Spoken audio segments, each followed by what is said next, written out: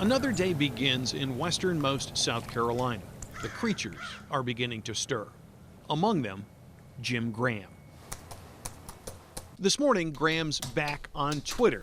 Every day I'm getting more followers, and it seems that people that I'm not following are following me. The Buffalo-born 72-year-old is on the social media platform regularly with the ambitious goal of telling his life story one tweet at a time. It's hard to tell it in person. It's such a long, complicated story. So I can kind of condense my thoughts. In Twitter, you have to. And so the reader will see the tweets, which are short and concise, but have a good picture of the whole story, which is quite involved in over 7 decades. Graham's story centers on his upbringing in the 40s and 50s, and his parents who divorced when he was very young. His father got custody of all 3 Graham children. They rarely saw their mother, Helen. The only time I would see her would be 4 days during Easter and 4 days during the summer vacation, consecutive days. And there were certain hours that she could see us. There was 10 in the morning to 7 o'clock at night, no overnights allowed. The father, John Graham, is described as a gruff, barrel-chested man who ran a Texaco filling station near Maine and Michigan within sight of Freddy's Donuts.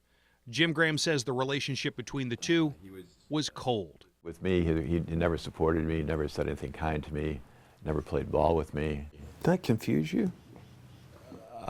Well, I thought that was just kind of yeah, it did confuse me, but I just thought that he was, you know, that was his mannerism. I mean, he was a little bit different with other people in the house, but with me, for some reason, there was which I could never understand, disdain. Years later at Jim's wedding, they were all there together.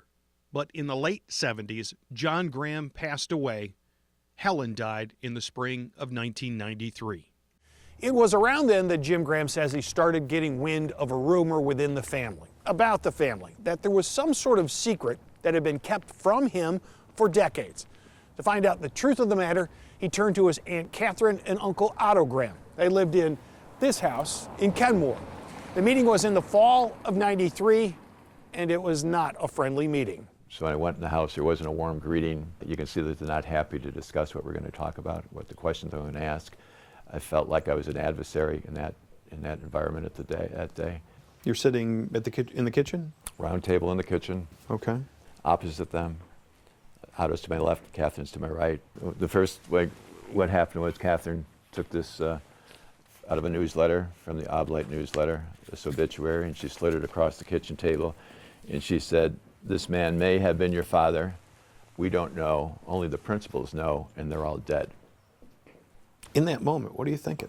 I can see their caution about not wanting to confirm that he's my father, but at the same time, I just thought, I can't believe the lack of empathy that they're not saying, this must be a shock to you, and we'll support you in any way we can. But they didn't. They just sat there stoically and let me look at the obituary and didn't say a thing. Your only begotten Son. We know that Father Thomas Sullivan was sent here to Buffalo in 1943, 2 years before Jim Graham was born. Father Sullivan was a missionary priest assigned to the Oblate Mission Center, which still exists today in Buffalo using space at Holy Angels Church on Porter Avenue. Helen Graham was then a married mother with 2 daughters. If she and Father Sullivan had a romantic relationship and produced a child, it would mean Helen violated her marriage vows. Father Sullivan, his vow of celibacy, and that both had broken the 7th commandment. Obviously, there was a scandal here. Historian Martin Ederer is a history professor at Buffalo State College. It was really a very different church at that time, where a lot more was kind of not out in the open. Given that, how does somebody research a half-century-old secret about themselves with no family help? It turns out that Jim Graham had a couple of things going for him. He is a successful businessman and today runs a couple of golf-related ventures, including one installing artificial turf at home golf greens. So Jim Graham has had financial resources to sustain the deep dive into his past that has lasted now almost 25 years. He has hired private detectives, acknowledges spending thousands of dollars in his search, but that was later. In the very beginning of his quarter-century-long quest, all he had was that yellowed obit given to him by his uncooperative aunt and uncle. So I looked at the obituary and right away just looked at his nose, his eyebrows, his eyes, and I realized that obviously this was my father, and I realized that they knew he was my father. The resemblance is uncanny, but it's not proof, or at least not the proof Graham was looking for.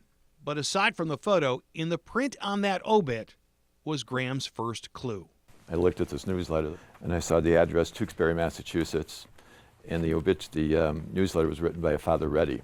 So in his first bit of detective work into his own personal history, Jim Graham found Father Reddy in Tewksbury. That led him to a tip about this place, Immaculate Conception Church in Lowell, Massachusetts.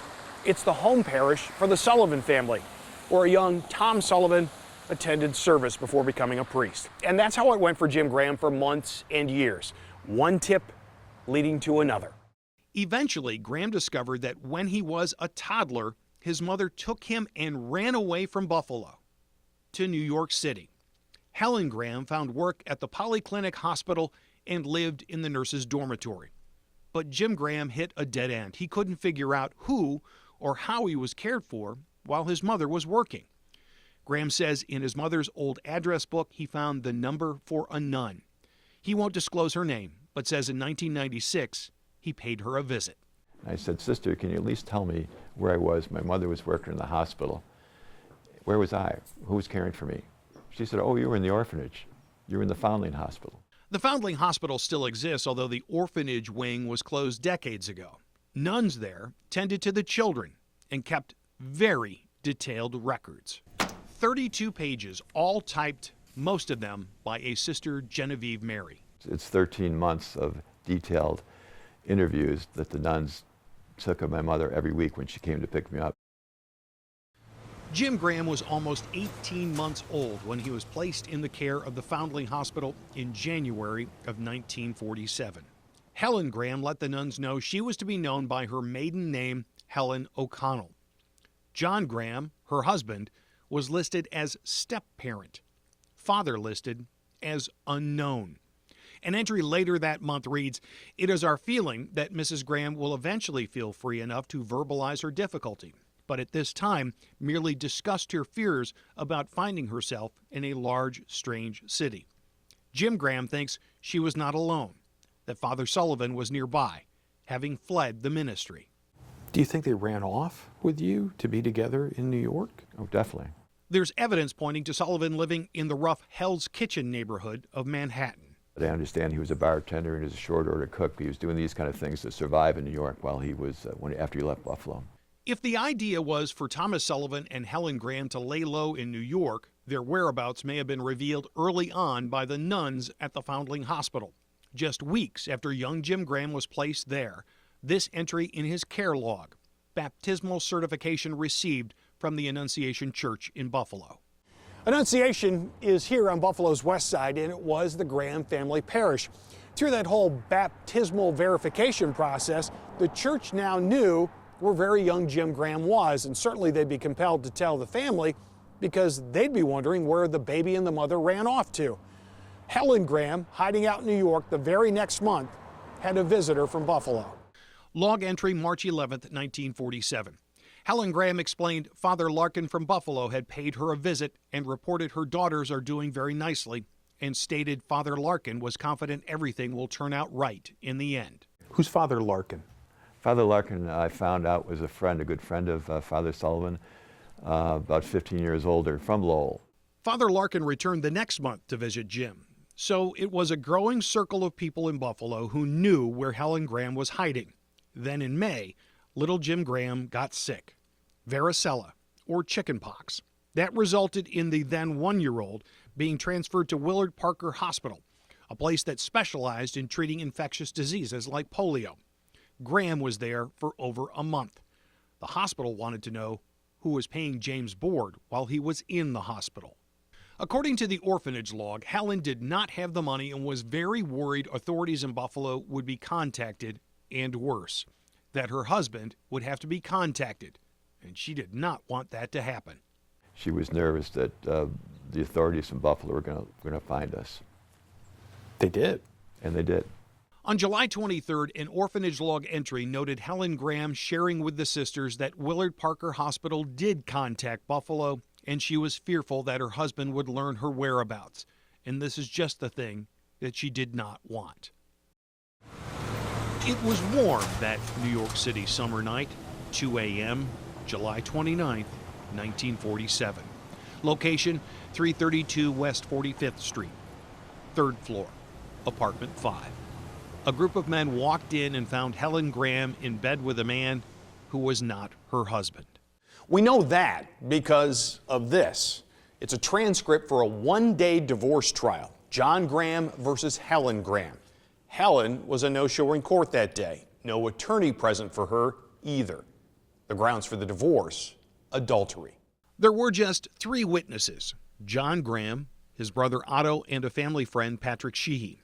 Private detectives guided them and entered that New York apartment with them for that unannounced middle-of-the-night visit. Only Otto Graham and Sheehy testified about it. Their accounts were very similar.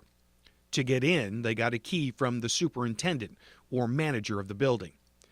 Once inside, they spotted a couple in bed.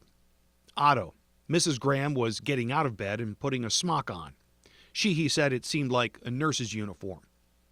Were they certain it was Helen Graham? There can be no mistake, Otto testified. Sheehy said, yes, sir, it was her. What about the man getting out of bed? He was unclothed, Otto Graham said, just slipping on a pair of pants. Sheehy testified the man was naked, putting on a pair of trousers. Did they know the man? Yes, sir, and yes, I did, were their answers. How did they know him? From Buffalo, they both said. Now here's the strange part. Neither witness identified the man they saw in bed with Helen Graham. While in the witness stand, they weren't asked and they didn't offer. But the testimony was convincing enough. John Graham got sole custody of all 3 grandchildren, including then 2-year-old Jim. And the attorney that won that divorce case, not your standard family law practitioner. He was a pretty big deal. His name, William B. Mahoney. He was also chairman of the Erie County Democratic Party. His brother, Walter Mahoney, was a Republican state senator. And remember, there were also private detectives involved when Helen Graham and Father Sullivan were located together in New York. Could John Graham afford that? Of course. Private detectives, No, attorneys? He ran a gas station. That's not all. The filling station operator and all 3 of the Graham children were no longer in their city apartment. All of a sudden, we're buying a house in the suburbs in Williamsville. Who's paying for it? The powers to be. And while Jim has some ideas as to who might have helped financially, he has no evidence. Now, at the time, the Buffalo Catholic Diocese had a newish bishop, John Francis O'Hara, later elevated to cardinal. O'Hara's installation as Buffalo's bishop in 1945 was front-page news. The rest of the space dedicated to the other big story of the day, VE Day, the Allied forces' victory in Europe during World War II. Did the then bishop know about the Graham family secret? Do you have any inkling, instinct, documentation, anything that the bishop was involved in all of this? I don't. Religious orders and bishops didn't always have a good working relationship. They only serve at the pleasure of the bishop.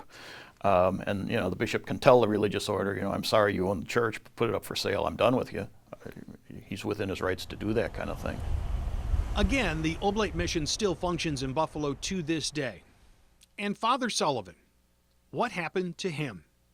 He returned to the order and was banished to an Oblate encampment near Lake Champlain in Essex, New York. At one time, there was this shrine to Mary there. It and the encampment were dismantled years ago. Father Sullivan never saw Jim Graham again. It was a scheme, or it was orchestrated by the powers to be, that I live with the Grahams, even though I'm not a Graham, to hide the fact that Father Sullivan was my father. I want the church to be more forthright. That's his. That's his. He wore it for 59 years. What does it mean to have this? Well, it's a piece of him. It's just, I knew this was bouncing off his chest for 59 years, so it's makes me feel close to him. Pictures show Father Thomas Sullivan wearing the crucifix. It is among the artifacts Graham has unearthed in pursuit of the truth about his past. He found the log of his stay at the Foundling Hospital after his mother took him and ran away. Detectives Graham paid obtained the transcript of the one-sided divorce trial that severed Jim from his mother at a young age, putting him in the custody of a man Graham says had almost no time or affection for him. I think all those years he was taking it out on me because I had to live with him. The accumulated evidence is a story, and Graham wanted it told. The first thing that happened is Jim Graham called me. Michael Resendiz is an investigative reporter for the Boston Globe. He works for the newspaper's award-winning Spotlight unit. The Boston priests molested kids in 6 different parishes over the last 30 years. The church found out about it and did nothing. Graham had watched the movie Spotlight about the paper's investigation into the priest's sex abuse scandal. Graham wanted Resendiz to write about his family secret. I felt it was very unlikely. I often tell people when they call me with stories that I generally don't write stories about unfortunate things that have happened to individuals. Then Resendiz heard from Vincent Doyle. Every day that Pope Francis does not mention this issue, he unwittingly and indirectly allows the silence to continue. Doyle is from Ireland. He says he too is the child of a priest, an Irish priest, and shared with us some pictures. And Doyle has spoken to Pope Francis about the issue of the children of Catholic priests worldwide. Doyle says over 13,000 have contacted a website he started, Coping International, dedicated to the sons and daughters of Catholic clergy. Most of the site's web traffic is from Ireland, the UK, and the US. The American Catholic Church have thus far failed to live up to the responsibility in terms of Pope Francis' zero tolerance approach to abuse. I think they're afraid to look because if they open this up, there could be a huge amount of people coming forward.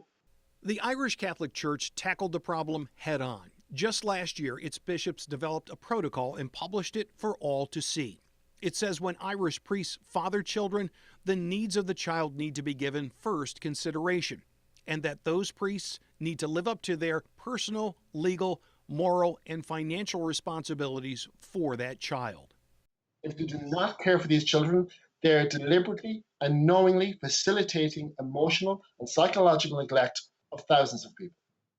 And in 2012, the Archdiocese of Los Angeles announced the resignation of Bishop Gabino Zavala after it was disclosed that he is the father of 2 teenage children.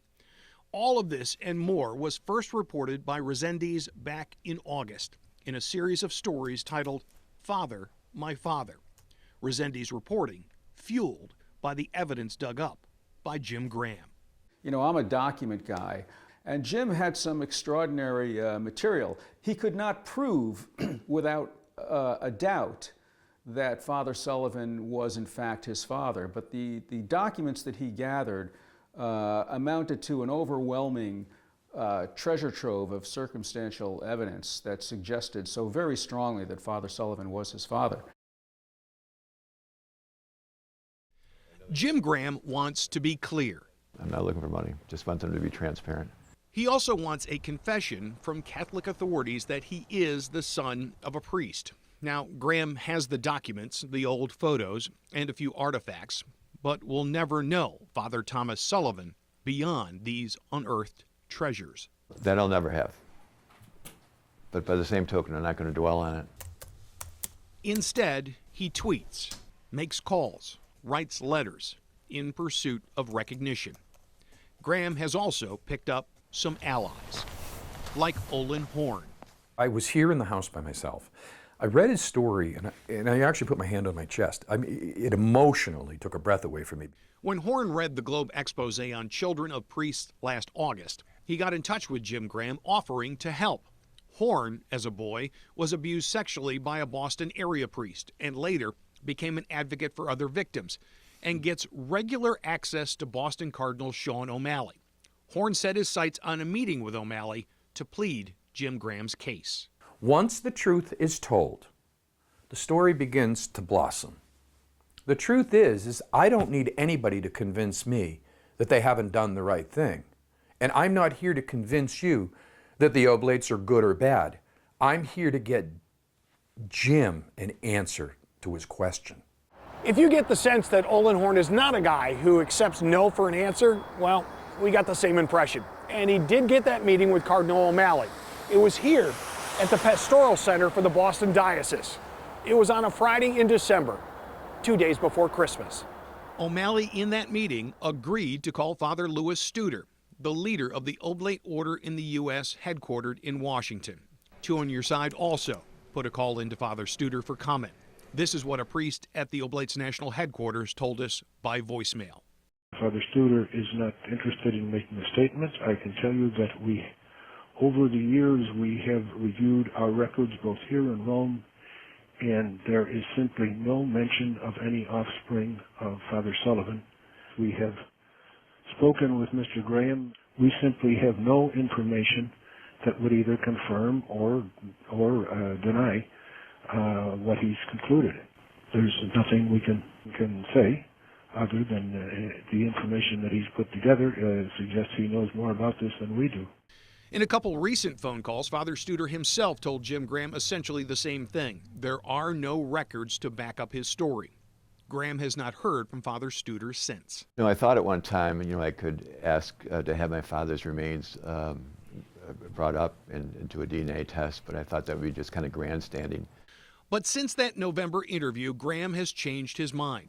He's contacted a Boston attorney and is considering what could be a legal battle to exhume the late priest's remains to obtain a DNA sample to see if science will confirm what Graham says he knows in his heart, that the late priest is his father.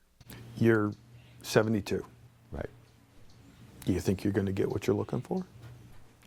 Are you asking me, running out of time? We're all travelers on this planet, right?